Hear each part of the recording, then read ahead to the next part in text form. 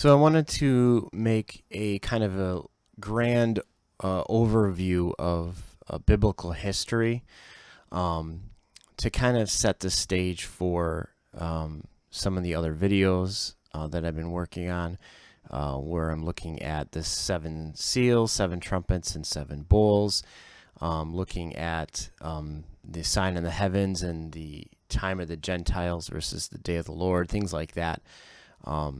So I wanted to just use this to kind of set up those, give context to those other ideas so that we can kind of see things in time and space here on a kind of a timeline. So obviously, we know we're somewhere in here, a little bit after 2000 AD. And I will admit to being a young Earth creationist. At the very least, I believe that Adam was created about 6,000 years ago.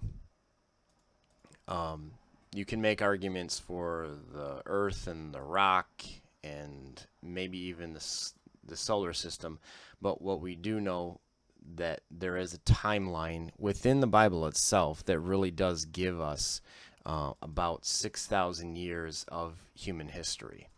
And that's the most important part. Because we know that God is the creator. That means that he is the owner, that he had a right to judge it at the flood, and that, as Peter says, he has a right to judge it again at his appearing, and he will then rule forever onto eternity. So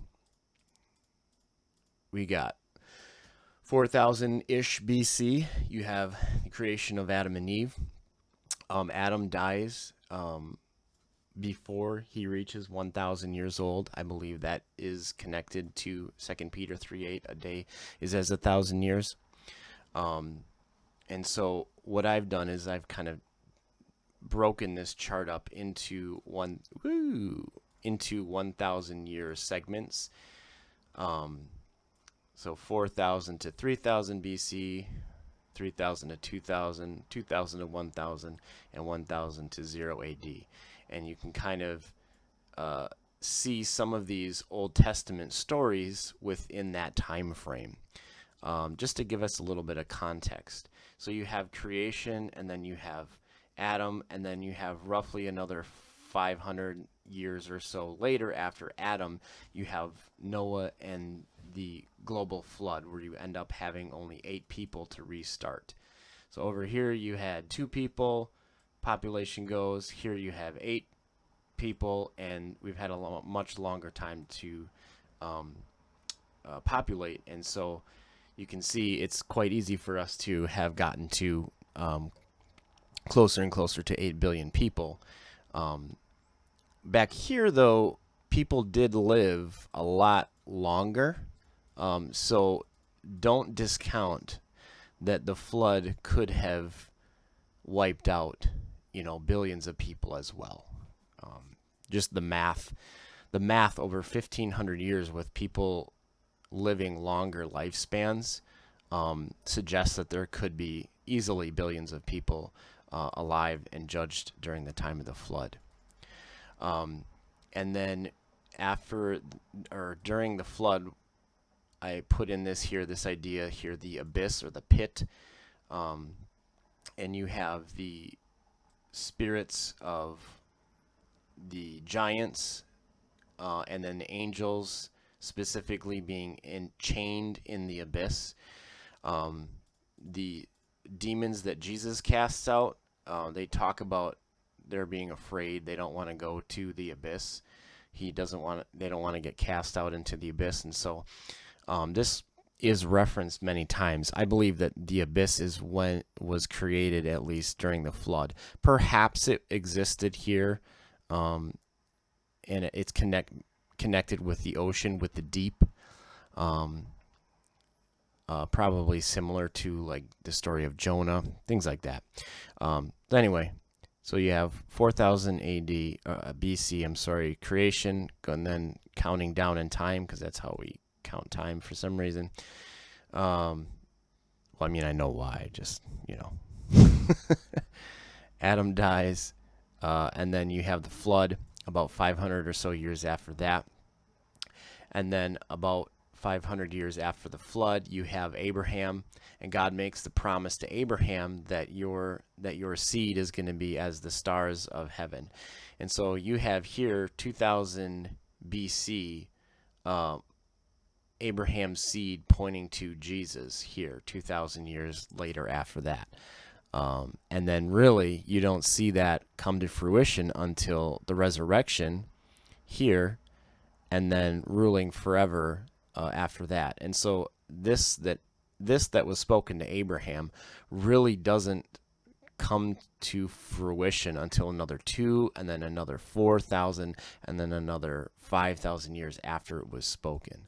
And that's what's interesting about this timeline, I think, just to give the idea of things that are spoken from the beginning really don't always have their fulfillment until the end. But we serve a God who speaks the end from the beginning.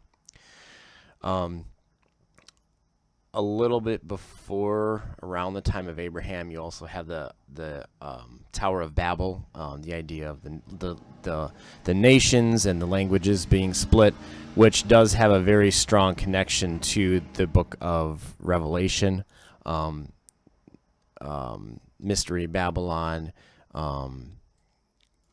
global empire, things like that. So that's an interesting connection as well. After about 500 years, you get from Abraham roughly to Moses. Remember, the children of Israel, they were in bondage for about 430 years. And then you have Moses grow up and then lead them into the land. They come up to Mount Sinai. They see God on the mountain. They get the law. And so this is kind of the beginning of the Hebrew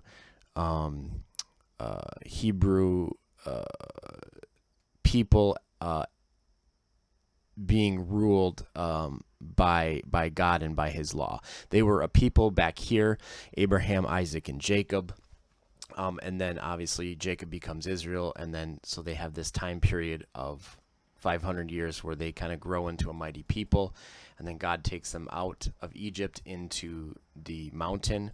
Again, this is a picture of here the resurrection and coming out of Babylon and being raised from the dead, things like that. All these pictures that are being given.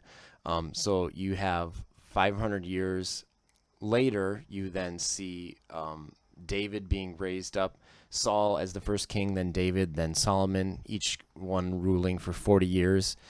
So you have 140 years in kind of the strength of the kingdom of Israel, and then Solomon builds the first temple, David's son, and then their continued rebellion brings about the destruction of the first temple, which was destroyed by Babylon. And then after the 70 years, that's the book of Daniel, you have them returning back to the promised land, and they rebuild the second temple, and that second temple lasted about 500 or so years until the time of Jesus, and that was the temple that Jesus walked in. He said, "This is my Father's house," things like that. But the Jews, after rejecting Jesus, they continued in the rebellion against Rome, and eventually Rome had enough, and they came and they crushed Israel. They came and crushed Judah, and they destroyed that second temple as well. And so from here all the way until where we are now, there has been no temple. There was the first temple here with David, and then 500 years later, then you had the second temple, and that lasted for 500 years, but then there has been no temple. There's a lot of rumors that they're going to try to build a temple here, and it's very likely that will actually bring about judgment because they are actually rejecting Jesus in that. However, Ezekiel does seem to indicate that there will be another temple built by Jesus himself when he comes to rule and reign for 1,000 years. And so we're up to the time of Jesus, and that temple then being destroyed about 40 years after him. Jesus goes up into heaven, and this is where he is waiting until he is allowed to come back down again, and the appearing and the beginning of the day of the Lord. The time that we are in now is referred to in Romans as the time of the Gentiles. And I believe, connecting this to 2 Peter, I believe this is also why Peter, when he gets up in front of the crowd in the beginning of the book of Acts, he quotes Joel, which is clearly about the day of the Lord, which doesn't happen until over here, but he's saying that the last days start over here. And so the last days have begun since the time of Pentecost, when the Holy Spirit came down from heaven. And what's interesting is, so I think those last days are really the same idea as the time of the Gentiles in Romans. Because Jesus even says that the end will come when the gospel of the kingdom has reached all nations, and then the end shall come. And so then just in here, I just have the resurrection happening, and the appearing, and this is just really quickly summarizing the 7 seals, the 7 trumpets, and the 7 bowls all kind of happen in this small point of time here. And at the end of that time period, 3.5 years, 7 years, whatever, that time period, you have Satan get bound, be cast into the abyss for 1,000 years. Then you have the ruling and reigning on earth, and it got caught off in my scan here. But you have then the judgment, and after the judgment, the lake of fire, which was supposed to be right down in there, because this here, the angels that are in the abyss, they're waiting judgment, they get cast into the lake of fire as well. And then you have New Jerusalem come down from heaven over here. And so just as a quick overview, God is here dwelling in heaven. He created the earth. He judged the earth. He appointed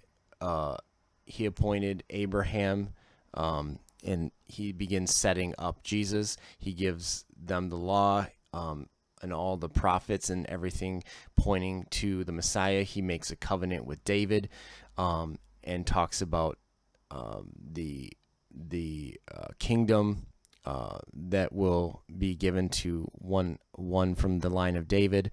And then he brings them out of Babylon. They bring this second temple, and then that's the one that is around until Jesus. So Jesus comes from heaven because he was born of Mary. He dies, and then he's raised again, and he goes back to heaven. And then we are now in the time of the Gentiles. And then at the appointed time, the Lord is going to appear and begin to set things right. When he appears, he's going to raise the dead, and he's going to judge the wicked. And then he is going to rule, and after he's defeated all of his enemies, the books will be opened, and death and hell themselves will be cast into the lake of fire. And so that, just as a quick overview, that gives some context to some of the other videos where I focus more on these last 2,000 years, and then this specifically, the beginning of the day of the Lord, or what people would call the tribulation in that time period. So just to give you a grand scheme of 4,000 years before Christ, and then roughly 2,000 years, the time of the Gentiles that we're kind of in now, and then you have the 1,000 years of the transition from the age of man, which has been kind of all in here, to then the age of the Lord, where he will rule and reign forever. And then you have this time frame of the day of the Lord that is kind of setting that up, and he's going to put down all his enemies, and he's going to build the city and all that. So, all right, that's what I got.